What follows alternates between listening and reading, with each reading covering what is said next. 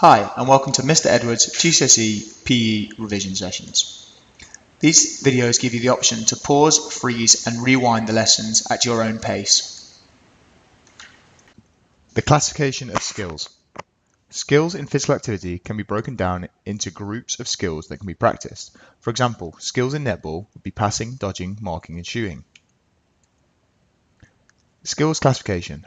A number of classifications are used to analyze and describe skills. They group different skills together based on shared characteristics, and this is valuable when thinking about teaching skills. There are three main types of factors that will affect a skill: the environmental influence, the difficulty, and the organization level. These can then be split up into two subsections within each category. Very few skills are, for example, completely closed or completely open. Environmental influences continuum. The ECI considers the factors that surround a performer as they execute their skill. Closed skill, these are not affected by the environment because they are predictable. The timing of the skill is down to the individual. There are very few variables that are outside their control. When it talks about the environment, it's not just talking about nature.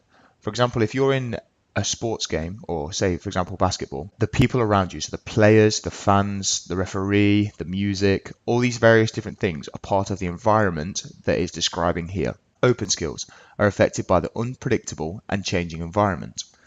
The completion of the skill is influenced by the conditions of play, teammates, and opponents. Skills, key terms. These will come up as AO1 questions in your exam. Skill.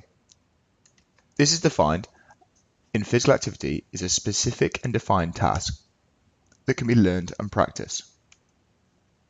Continuum. This is defined as a line with a classification extreme at each end. Closed skill. This is defined as a skill performed in a predictable environment. And open skills.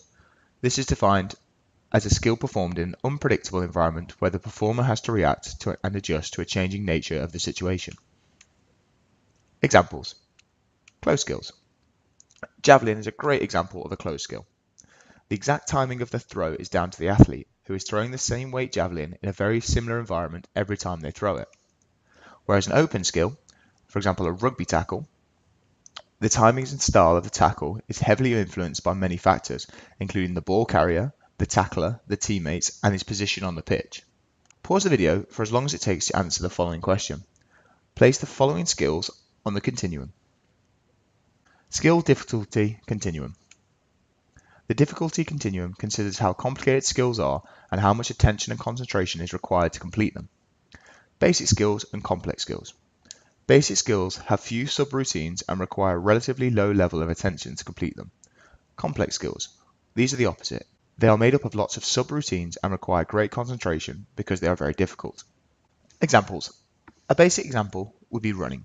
400-meter running is relatively a basic skill because it has a few subroutines and low levels of concentration is required to execute it.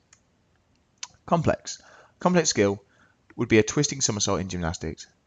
It has many subroutines and high levels of concentration are needed to perform them.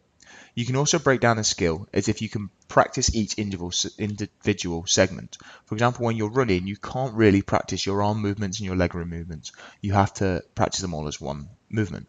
Whereas when we're looking at the twisting somersault, the athlete can practice various different areas. Like he can practice the somersault, he can then practice the half twist, he can practice takeoff, he can practice landing. Skill difficulty continuum. The organization continuum considers how tightly knit together the subroutines are. Low organization skills can be split into subroutines easily and each subroutine can be practiced separately. High organization skills are seen as a whole action, which means they are practiced in their entirety. Examples. Low. Swimming front crawl has low levels of organization as its subroutines arms pull, breathing stroke, leg kick and tumble turn can be practiced separately. Whereas high, a golf swing is a high organization skill because it is almost impossible to break it down into subroutines when practicing it. Classification of skills. Key terms. Basic skills. A simple skill requiring little concentration to execute. Complex skill. A skill required a lot of attention and concentration. Low organization. A basic skill that can be broken down into different phases so each part can be practiced separately. High organization. a skill that cannot be broken down easily and practiced separately because the phases of the skill are closely linked. Thank you for listening to Mr. Edwards' GCSE PE revision videos. If you have any questions, feel free to email me on damianedwards@kingselbarsha.com. Cheers, bye.